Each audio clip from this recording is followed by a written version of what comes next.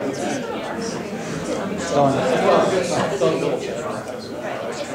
afternoon again, everyone. Good afternoon again, and I hope everyone's enjoying your lunch. I know the dessert is coming around, and please don't let it stop you. But to that good food and good company, we would like to add now some good conversation with our two guests for the day, Judge Billy Ray and Judge Lisa Branch. One of the most important things that I think we do as a section is to help better acquaint members of the appellate bench and bar. And so we are delighted today to have the judges with us as the two newest members of the Georgia Court of Appeals. A few words of introduction. Judge Branch is one of those, I guess, rare Atlanta natives. She was born and raised here and is a graduate of the Westminster schools. She earned her BA at Davidson College and her law degree from Emory. After graduating, she clerked for Judge Owen Forrester on the Northern District, and then joined Smith, Gambrell, and Russell, where she focused on commercial litigation and government affairs.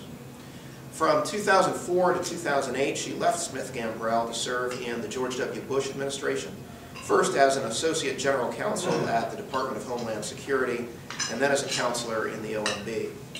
She then returned to Smith, Gambrell and resumed her practice there until she was appointed to the bench last year. Judge Billy Ray was born in Macon and is a triple dog, I guess, having earned his BA, MBA, and JD, all from Georgia. Following graduation in 1990, he entered private practice in Lawrenceville, focusing on family law and civil litigation. Judge Ray served for 6 years in the Georgia Senate, representing the 48th District, which contains portions of Gwinnett, Fulton, and Forsyth counties. He was appointed to the Gwinnett Superior Court bench in 2002 by Governor Barnes and was reelected 3 times. Judge Ray created the Gwinnett Drug Treatment Court, one of the first in the state, and was its presiding judge for 7 years. Judge Ray chaired the legislation committee of the statewide Council of Superior Court Judges and also served as the council's secretary-treasurer. Judge Branch and Judge Ray were appointed by Governor Deal on the same day, on July 25th, 2012. Judge Ray was sworn in on July 30th to succeed Keith Blackwell following his elevation to the Supreme Court. And Judge Branch took the bench on September 4th following the retirement of Judge Michael. Please join me in welcoming Judge Branch and Judge Ray.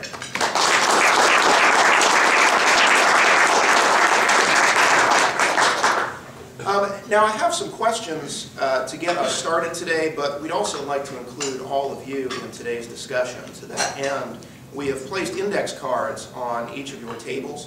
If there's anything, as our discussion is ongoing, if there's anything that you would like to ask, please feel free to jot it down, and we'll come by and collect those in a little while and try to work those into our discussion. Let's start at the beginning, I guess. And tell us a little bit, if you would, about first what drew you to the law, and then also describe for us, if you would, either that process or that aha moment, whatever it was that led you to decide that you would throw your hat in the ring for a seat on the appellate bench. Judge Branch, why don't we start with you? Thank you, Paul. Thank you for that nice introduction. And I'm so pleased to be here, especially with Judge Ray. We were sworn in together ceremonially. We were appointed on the same day, and we serve on the same panel. And so I've certainly enjoyed working with him since I've been on the bench. As far as what drew me to the law, I remember back in 9th grade knowing that I wanted to be a lawyer. I don't remember anything earlier than that, but I was very fortunate. My grandfather was just an incredible role model, and he was a lawyer and a businessman, and I very much took after him in temperament, and we just spent a lot. I was very fortunate to spend a lot of time with him. He was a lot older. He was 40 when my father was born, but I was very fortunate to have him in my life until he was 94, and my grandmother until she was 104, so looks like I might be around for a while. But so he was definitely a driving force in what led me to the law, and I followed in his footsteps both to Davidson College and to Emory Law School. As far as what drew me to the bench, there was an aha moment that brought me here, but I think there were other things before I get to that aha moment that let me know early on that I was interested in being a judge. It first started in law school when I was at Emory. It occurred to me that I wanted to be a judge, that I certainly loved being an advocate for my clients while I was a lawyer, and certainly could have envisioned doing that for the rest of my life, my professional life. But I remember there was a moment in law school, I had Professor Ferguson, and if anybody here went to Emory and knows Professor Ferguson, you'll appreciate this story, but he had, sort of like on the front page of the Emmanuel's book, he had the lamb chops, and was an older gentleman and just irascible as he could be. And he and I got along really well, but he would always ask a question and sort of yell at the people, like, what's the answer? And then he would move on to somebody else and say, well, what's the answer? What do you think is the answer? And then he would say, Judge Branch, what's the answer? And I kind of went, okay, maybe I can do this. So that started the thought process. And then I had the great fortune of working for Judge Forrester. And I think that he definitely was a role model for me with his judicial temperament and his respect for the rule of law. And he really taught me a lot in 2 years. And that sort of reinforced the initial feeling that I got in law school that I could see myself doing this. I was always focused on the federal bench, quite frankly, and had never really considered looking at the state courts.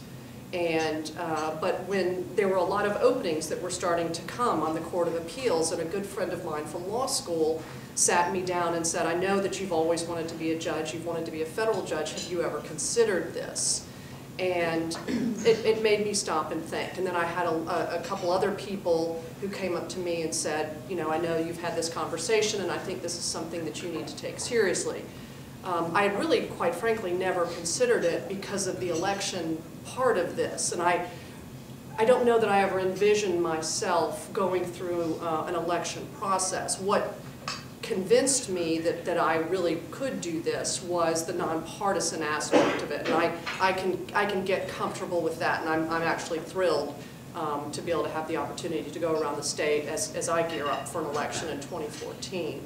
But that was the aha moment for me, was just having friends coming up to me and saying, I think you need to shift your focus. I know what you've been looking at, but I think this, you're a native of this state. This is where you have practiced. You know people throughout the state. You want to be a judge, and I think you should seriously consider that. And so that's what caused me to throw my hat into the ring. Judge Ray, how about you? Thanks, Paul.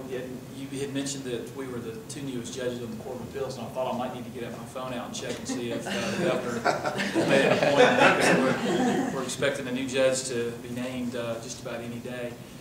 You know, as far as being a lawyer and going to law school, I grew up in a rural community in Middle Georgia. My dad was a farmer, so he never talked about me becoming a lawyer. Really, no one in my family did. No one else in my family are lawyers, so I really didn't have that to look to. But my dad was fairly earnest about that he didn't want me to be a farmer. A farmer is a legalized gambler in a lot of ways, and so it's a very tough life and a hard life. It can be a good life too. And so he wasn't interested in that for me.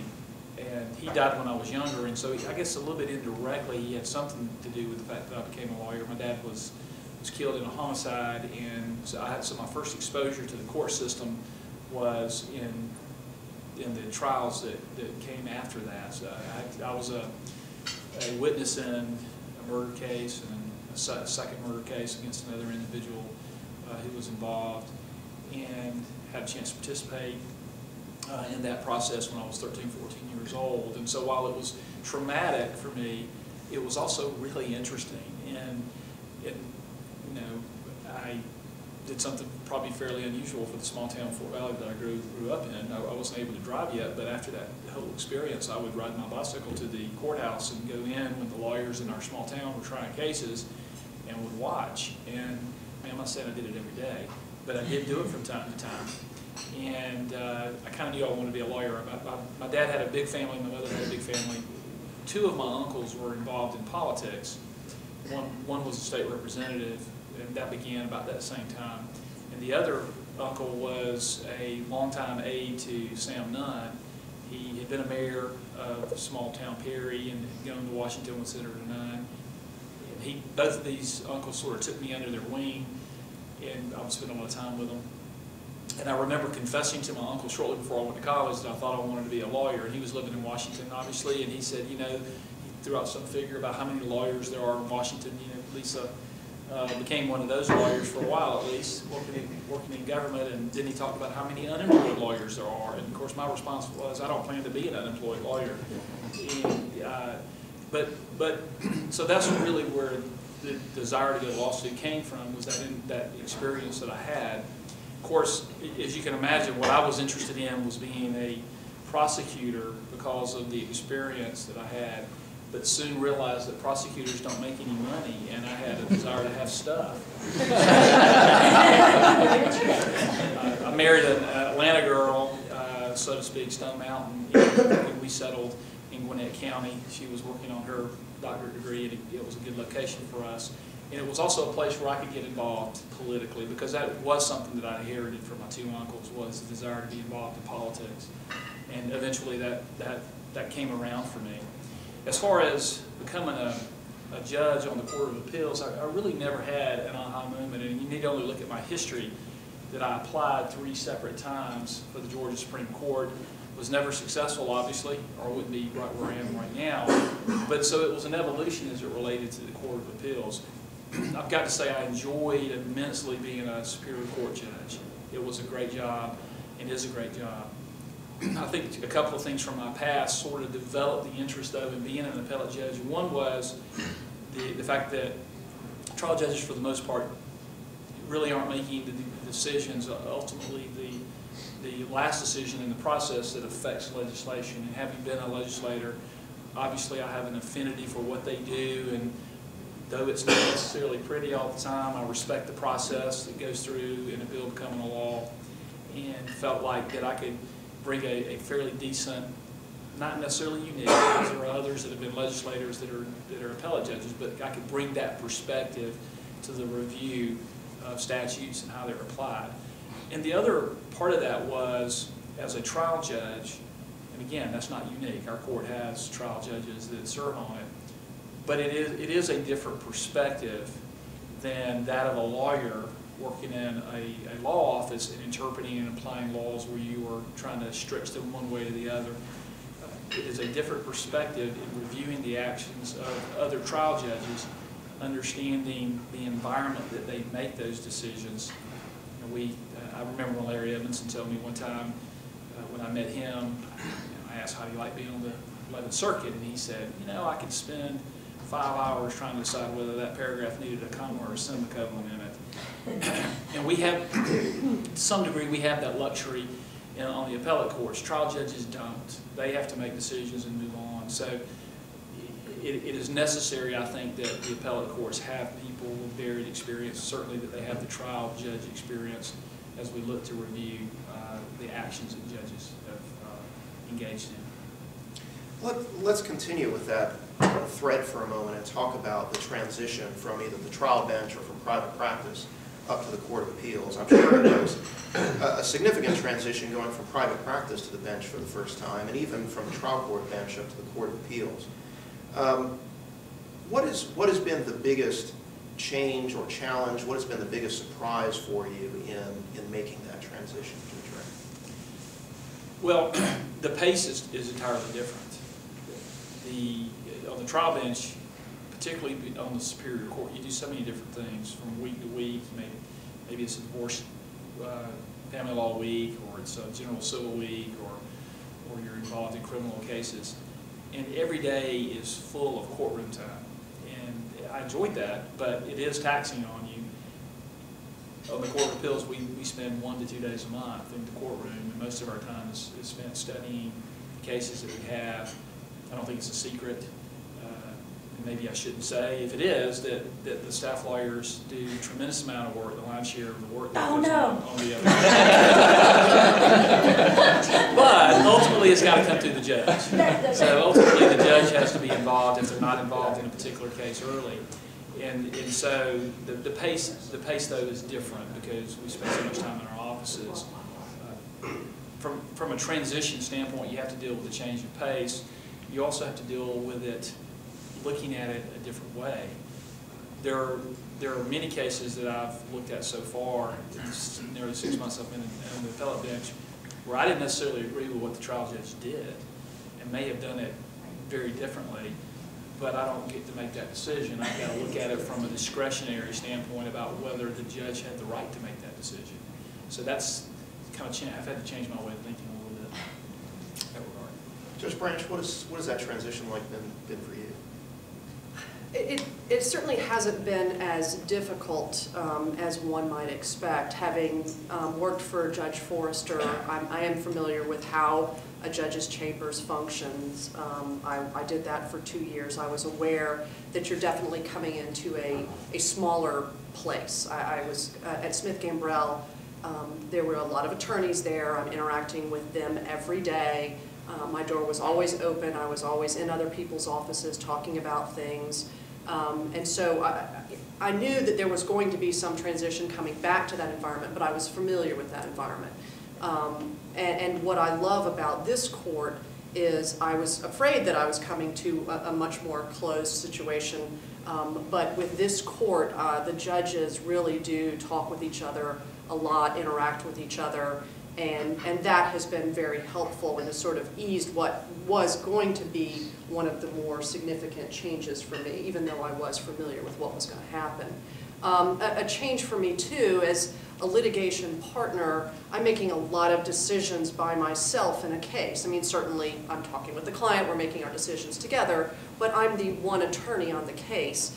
And now I'm on a panel with 2 other judges, and if somebody disagrees, it can turn into a panel of 7 or potentially 12. And that changes your perspective. You're talking with the judges, you're writing opinions, and you understand that you might not have everybody agreeing with you, and so you're trying to walk through that process. I mean, obviously, ideally you have a panel that agrees and is 3-0 on the case, and you're striving for that, but at the same time you understand that situations are going to come up, and that's not always going to be the case, and you are having to navigate with, for the most part, 2 other partners in a firm, or more.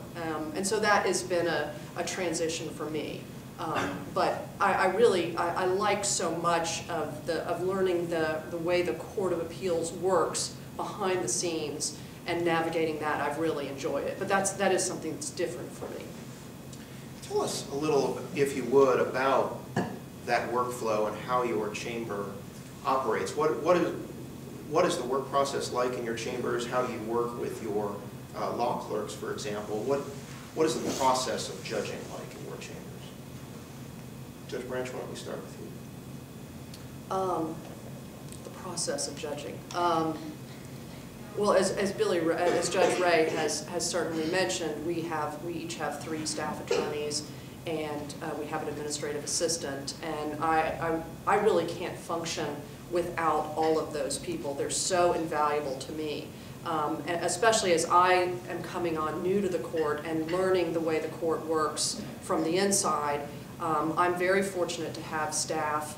All my staff attorneys and my administrative assistant have been at the Court of Appeals for a number of years, and they're really helpful to me in learning how to navigate this new path, which is very different and very unique. I'm definitely very interactive with my staff attorneys, and we're talking about cases. And as Judge Ray has said, they really do, the staff attorneys do so much work, but the decision comes down to us. And so we're managing workflow not only of the cases that are assigned to me, but also the cases that we get from other members of the panel. The panel I'm just coming off of with Judge Ray and Judge Miller, I'm receiving cases that they've drafted, and that's all me. I'm doing all of that that comes in the door, and then working with my staff attorneys on the cases that are assigned to me.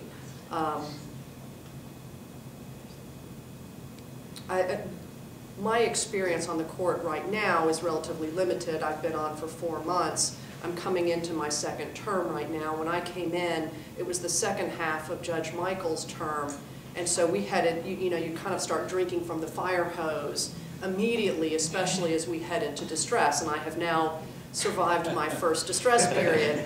And so I'm getting used, there's definitely an ebb and flow in a term, and I've seen the fire hose part of it, and now I'm seeing what a beginning of a term looks like, and now that I have a term ahead of me that's all mine, that I can manage that flow, that'll be interesting for me to compare it to, as opposed to coming into somebody else's term when there was a gap, there was some staff transition, and so we did lose some time in the transition, and so when I came in, it was the rush of activity, and this term will be all me and my staff managing the workload, and so that will be interesting to me to see how that progresses.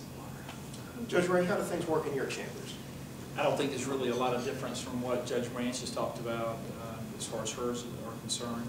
I handle the cases that come from other judges, usually go through me first. And it's really just sort of a division of labor scenario. The staff lawyers are working on their opinions. They may be working on a dissent if I've looked at a case and I don't agree with one part or the other. But generally speaking, I will handle the work that comes from other judges, at least from the review standpoint early on. The staff lawyers typically are assigned cases when they are filed with the Court of Appeals and ultimately come to a judge's office, and then there'll be a division of those cases within the judge's chamber, and then that staff lawyer has a lot of responsibility for that case. It may be that in some cases I don't have any input until the initial opinion is drafted and it comes to me. Generally that's what happens when it's not a case, which I would say is probably 90% of our cases that are just fairly routine cases.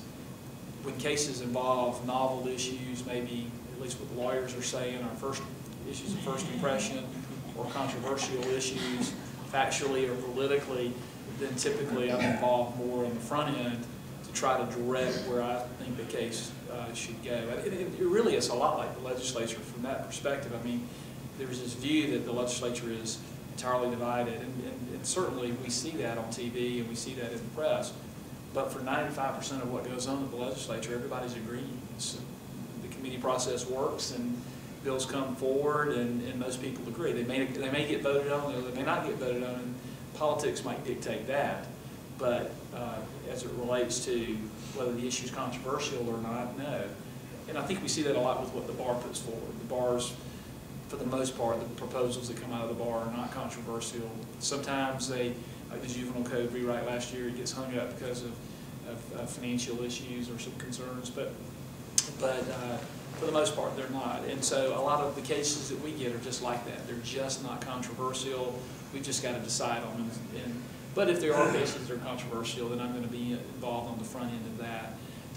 Probably the most interesting part, the part that makes stress so fun and also worrisome, is that when we do have a dispute, perhaps leading into the last week, and we're trying to figure out how to handle that dispute. Sometimes it's a time shortage.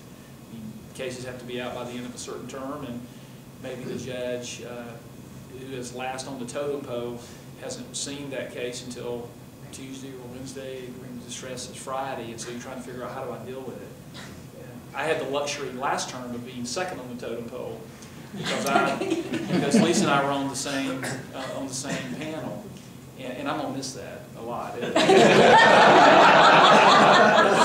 Now she and I have been redistributed to different panels, and we're both the most junior member of that panel. So she experienced it last term, and I'm going to experience it this term. Maybe not getting decisions until we're very late. So that's basically all I have to add. But thank you. You mentioned the legislature, and each of you has served in another branch of government. To what extent do y'all feel that that experience affects the way you approach judging, or does it? Judge Ranko? Okay, all right. Sure. Well, it certainly affects me directly because I still have a lot of friends that are across the street. in the Senate and the House of Representatives. And also, interesting enough, my mother-in-law has been elected to the House of Representatives, will be sworn in on Monday. So if we're making decisions that they think they aren't respecting their autonomy to make that decision, then I'm going to hear about it at home. But as I said earlier, I do have an appreciation for that process. And I loved being in the legislature. It was a difficult decision for me to leave the Senate and go to the Superior Court. It was just the right time for me to do that.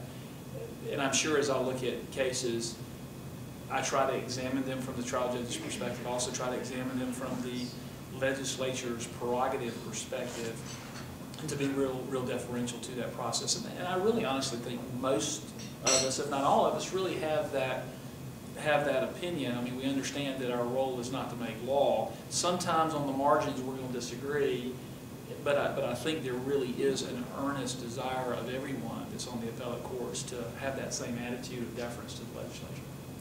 Judge Branch, your service was in federal agencies. How, if at all, does that inform your approach to judging? It does inform my approach to judging. I certainly do respect the separation of powers. I did so when I was in the executive branch. I do so now. I understand what my role is, that I'm a judge, I'm not a legislator. I fully appreciate that. I'm here to interpret law, not make law. I would say, as far as serving in the executive branch and working on the administrative law side of things, on regulations that were coming out from the cabinet agencies, we were reviewing agency regulations when agencies would draft the regulations based upon the statute that the legislature had enacted. And we were, as the oversight, when I was at the Office of Management and Budget, we were serving as the overseer, the gatekeeper for all of the federal agencies before the rules could be published in the Federal Register. And we were serving as the check on so many different levels on the agency.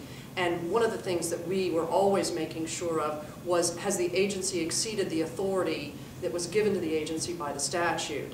And so I think learning that respect for you have to stay within the authority that you're given was certainly a good reinforcement for the role I find myself in now. One thing that I have mentioned before, and I think it bears repeating, the unique perspective that I had when I was at the Office of Management and Budget, I think is a perspective that very few people get, and I'm extraordinarily appreciative of. I did serve at Homeland Security, so I know how agencies think. But OMB is its own creature and very uniquely positioned to review all of the federal cabinet agencies on so many different levels, on budgets, on regulations, it's a nice viewpoint to sort of oversee everything. And as the regulations would come to us, one of the things that we were always mindful of is what are the unintended consequences of this regulation, from an economic standpoint or just really from any general standpoint. And oftentimes we would push back on agencies and say, you're about to eliminate an entire industry with this regulation, and here are the things that we need you to do to either reassess the costs and benefits and report exactly what's happening, or in fact you've gone too far and we're not going to approve it unless you cut it back. And I think learning the law of unintended consequences is something that serves everybody well, not just lawyers, not just judges, but I think as a Court of Appeals judge, as we're drafting opinions that are going to be setting precedent, I think it's very important to be mindful that as we're writing an opinion that's going to affect the case at hand, but it also is going to have wide-ranging effects, that we do have to be mindful of unintended consequences, and we have to be careful of our choices in words. And so I think that was an incredibly valuable lesson that I learned when I was up in D.C.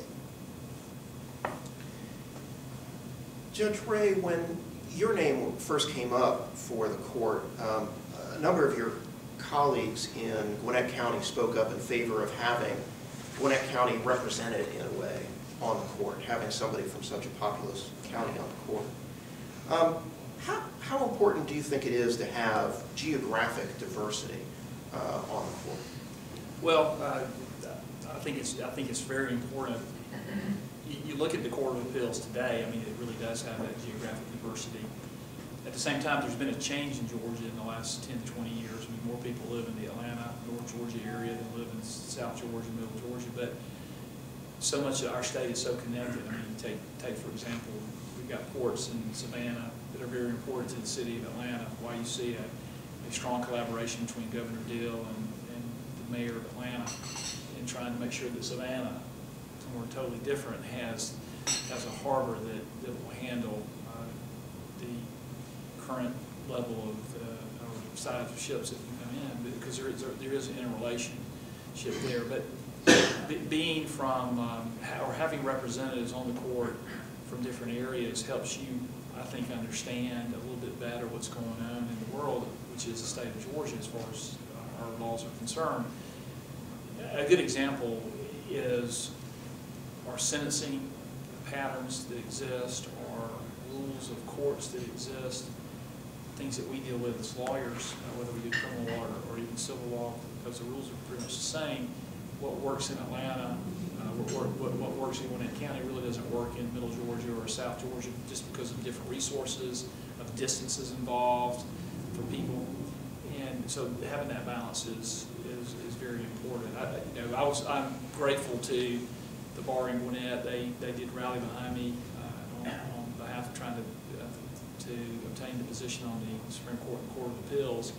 That was a source of pride for Gwinnett. I mean, Gwinnett 20 years ago was really nothing that it is today. It was a totally different place. It was a rural community. When I first moved to Gwinnett County, probably a couple 100,000 folks lived there, and I lived literally in the country. I mean, cows and livestock were pretty commonly seen. Today, you don't see that very much, except on the very edges of the city or very edges of the county. Our county has morphed from one which was at best suburban to one that is urban. Our school system reflects that change in diversity.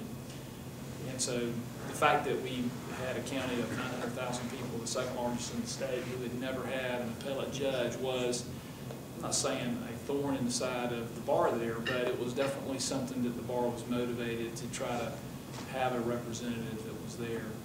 I was just lucky that I was in the right place at the right time to receive the assistance in this process. Judge Branch, how about you? In selecting members for the court, to what extent do you think the governor or the voters should look not just at the qualifications of the candidate before them, but also at the makeup of the court as a whole? From a geographic standpoint, or from? From geographic or any other kind of, in terms of gender diversity, in terms of background, levels of experience, looking at the makeup of the court as a unit. I know as a Court of Appeals judge, I appreciate the different perspectives that the different judges bring. I know that, like, one of my very close friends on the court, Judge Dillard, is from Macon.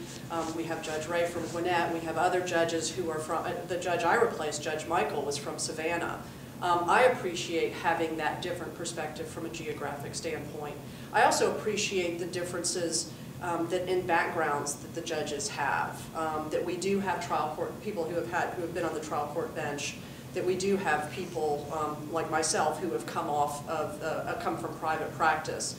Having people who have been prosecutors. I think all of those people bring different perspectives to bear in the cases that we have, and I think it's great to have all of those resources on the court that you can go talk with people, and you get different reactions from people based upon their different backgrounds, regardless of where the differences stem from, if it's geographic or what their professional background is or whatnot. And I like having that unique perspective that we can tap into. So I think it's important. I embrace those differences. So.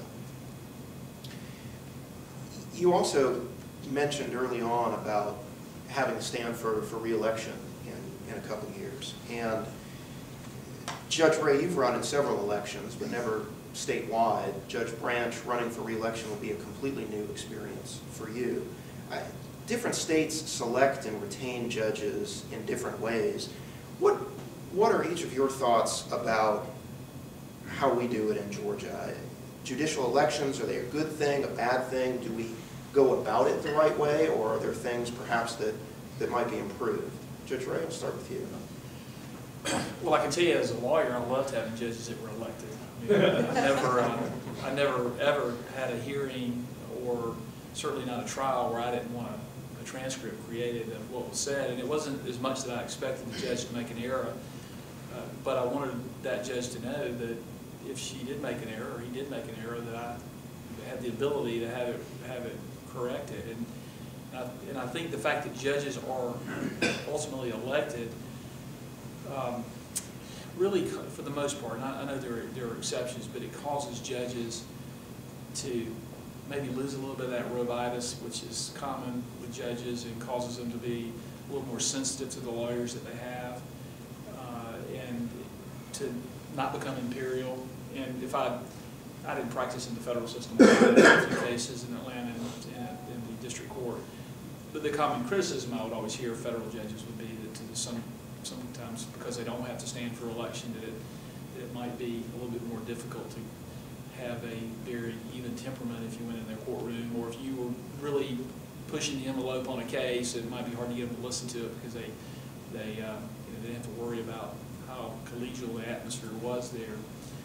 And so I think that's important, and I also think it's important as far as the process is concerned. I like the way Georgia appoints its judges, and some are elected, but particularly when you have a governor like this governor who has a legal background, but even when you don't, because you don't always have that, governors have to be sensitive, particularly in local judgeships, about who they're appointing, because that person may get defeated if you appoint someone who's not going to have broad-based community support, who may be a good political pick for the governor, but not a good pick for the community. We've seen judges defeated in elections, and normally we don't see judges defeated, but usually if they are defeated, there is some local reason for that. And while I'm very supportive of the governor being able to make the initial selection, and generally think it's probably the preferred way, having the election coming behind that appointment keeps the governor grounded in the community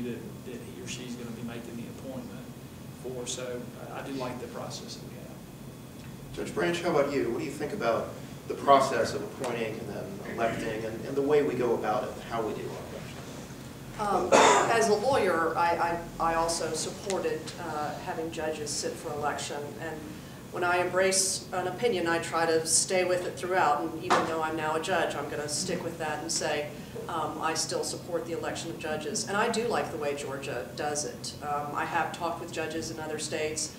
Some states they sit for election and it's a partisan election. For example, Texas does that, and I don't like that. I do prefer the fact that this is a nonpartisan race. I do support the appointment process, but again, I like the fact that there is a check on judges, that we do have to go out there and get the votes and get the support. I think that's important for us. I also support the election of judges as a judge, because it gives me the ability to go out into the legal community and still be a part of it. And I think that's what federal judges struggle with, is because they don't sit for election, they're expected to be more isolated. And I've had conversations with Judge Forrester about it, and in fact, he's asked me questions about what restrictions will I have to place on my personal life, and who I'm mingling with and whatnot. And my list of restrictions is much smaller than his is, because I am expected to be a member of the legal community of Georgia and be out there and be a part of it. And I think there's an expectation that he won't be, and so he has pulled back from that. And so I enjoy that part. One of my favorite parts of practicing law, quite frankly, was meeting new clients, going and interviewing witnesses, meeting opposing counsel even. It's just being with other people in the practice of law. And being a judge, that was one of my concerns, is it was going to sort of bring my world in. And because I have to sit for election, and because I am expected to travel throughout the state and meet lawyers, I think that keeps my world from shrinking too much. And so I fully support it. I mentioned earlier that we distributed note cards to involve the rest of the room in this discussion too. And so, Brian, if you want to see if we have any that can be collected, and passed up here. While you're doing that, I'll start with one that was submitted by email earlier by a member who wasn't able to be with us today. And this question is, I guess we'll start with Judge Ray because it stems from a panel that you were on yesterday, not in substance. But in practice, those arguments began with the presiding judge reciting at least his or her summary of the facts of the case. And so the questioner was intrigued by that practice and wanted to know if that was something that you thought we might see more of on the court, if the intent of that was to kind of move lawyers beyond that and get them straight into the meat of the argument, and if that's something that we might expect to see more of at the court. Well, that was the first day of that panel, and it was the first day I had been a part of a panel where there was a synopsis read.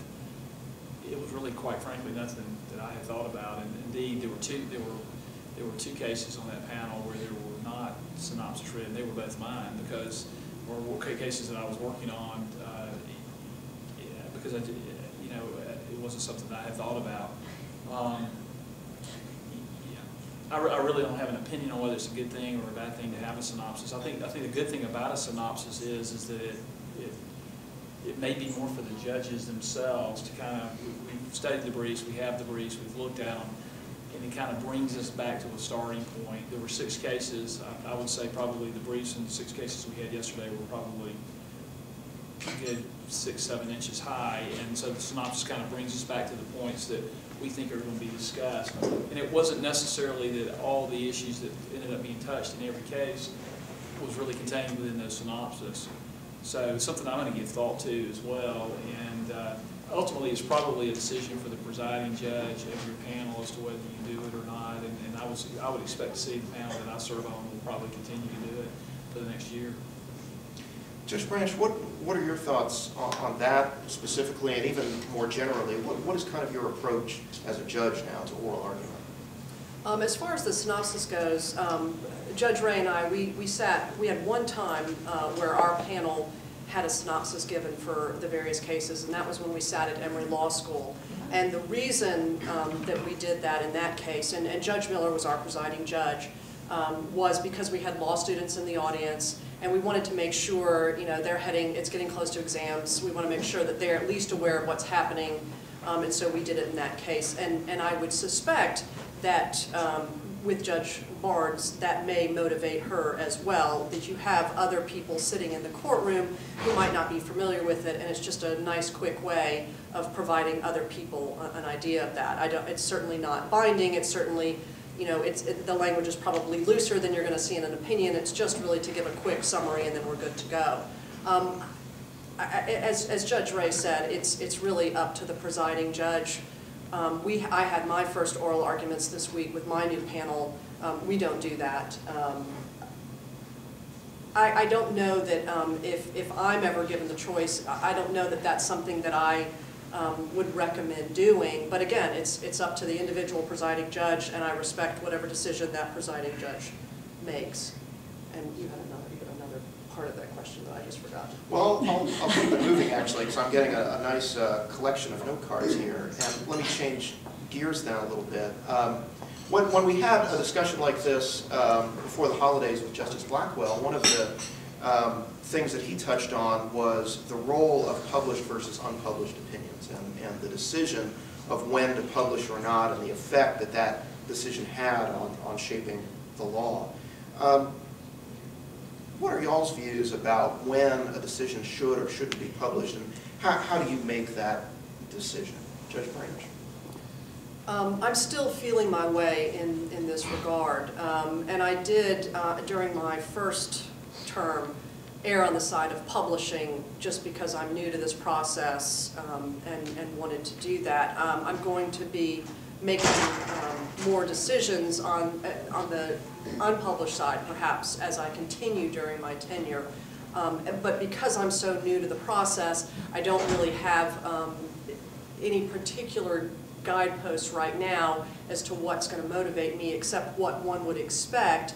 You know, is this opinion adding anything to the body of law out there? If it's not, then maybe it's not worthy of being published, because every time you put out a published opinion, the risk is you might muddy the waters a little bit. You're looking back, and I think Justice Blackwell was really, mentioned this during his speech that you're talking about, and I think he's very good at it. It's something that I need to also be mindful of, is that when you're citing to older cases to precedent, and you need to make sure that you're going back to the beginning of the line, of the timeline, and not all the cases that have cited to that case, because everything gets a little muddier as you continue to walk down that line. And I think that's the risk that we run by putting out too many published opinions. So it's certainly something I'm mindful of. It's certainly a decision that I will be making on a case-by-case basis. But as I said, I'm sort of just figuring out what my criteria will be at this moment. Judge Ray, what are your thoughts on when to publish and when not? I think very, very similar to that. This sort of interesting side story. There were a few cases that I inherited very early that where opinions had already been drafted before Justice Blackwell took his new job. In a few of those cases, I was told, well, maybe a summer law clerk worked on this opinion, and maybe we don't want to publish it, maybe you do. And in those particular cases, one of those, it was a Gwinnett County Superior Court case affirming the trial judge's decisions in that case, and I didn't publish it because of how it was explained to me, who prepared it. I mean, I certainly looked it over as I would any other case, but I said, okay, I'll publish that one. And that judge approached me, I saw her a day or two later, and she said, well, I got the opinion, I was very happy about it. But how about this? How about you publish the ones that I'm right on? You don't publish those. I said, yeah, that's a pretty good deal. But I'm still trying to figure that out. Justice Blackwell, I've heard him talk about it, and he and I have talked about it, as I'm sure Judge Branch has talked with him about it, and he makes some really good points. It's going to be an evolution for me to try to figure out when's the right time to publish and when's the right time not to. A somewhat related topic, I guess, is the issue of special concurrences. That's a little inside baseball, but can have an effect on the precedential value of a case. And so, if you would talk to us for a bit about the role of a special concurrence, and when would you decide to specially concur rather than joining an opinion full on, Judge Ray? Well, you know, I mean, ultimately, there could be a lot of reasons why you would specially concur or not specially concur, or join in, or maybe even dissent. Sometimes it may be a dissent. We've had a few cases where I have written some special concurrence. Generally, when I've done it so far, it's been where I thought the case had the right result, but I disagreed with the logic that was used. You know, trial judges think, and lawyers think, sometimes they don't really get too much into the weeds of what it says. They're looking to see what the result was, and they're using it no matter what. But ultimately, we know there's a difference whether it's a special concurrence or you join in the opinion. So what I've tried to do is I've written opinions that would specially concur when I didn't want that logic to be cited to the trial judge if someone was sort of following the rules that we use, because I thought the result may be right, but the reason was not right. And there's been a couple of cases that have been published lately that's been going on, and that's been something that I've been dealing with.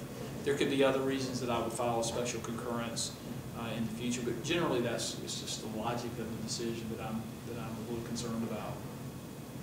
Judge Branch, when would you issue a special concurrence rather than join an opinion? Is that something that you use, or not something that you've had occasion to do yet? What are your views on that practice? I'm certainly prepared to use that process, and I'm certainly prepared to dissent. What Judge Ray had talked about earlier is the way that cases will flow through a panel is it comes to the junior judge last.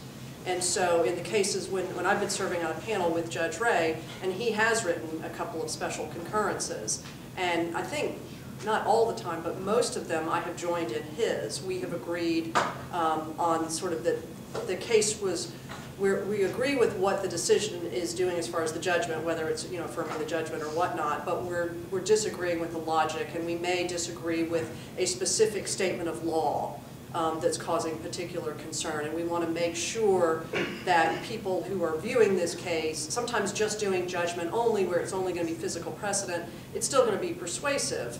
And we want to make sure that a contrary logic is put out there so that people really understand with this case there were two different thought processes going on. We want to make sure that everybody understands that.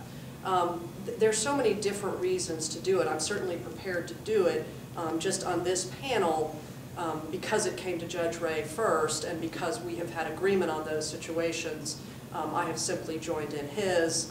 When I think there maybe were 2 times I did not specifically join in his special concurrence, but I concurred in judgment only. I agreed with him that I thought the decision was correct, but maybe disagreed with the logic behind it.